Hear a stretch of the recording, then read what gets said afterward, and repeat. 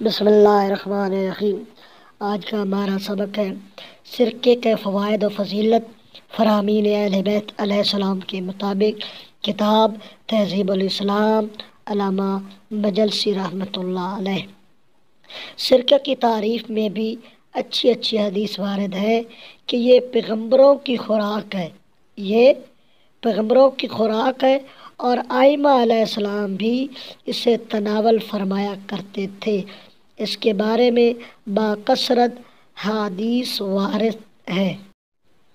منقول ہے کہ حضرت رسول خدا صلی اللہ علیہ وسلم کے نزدیک جن چیزوں سے روٹی کھائی جاتی ہے یا کھا سکتے ہیں، ان میں سے سب سے بہتر سرکہ ہے۔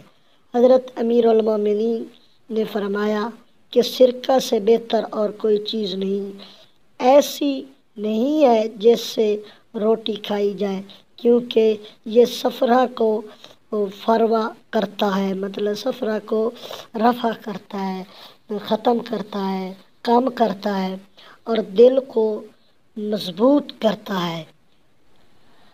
حضرت امام جعفر صادق علیہ السلام سے بتدریج متعدد دفعہ منقول ہے کہ جو سرکہ شراب سے بنا ہوا ہو اس سے پیٹ کے کیڑے مر جاتے ہیں، دانتوں کی جڑیں کم ہو جاتی ہیں، عقل کی قوت بڑھتی ہے اور عورتوں کی شہوت منقطع ہوتی ہے۔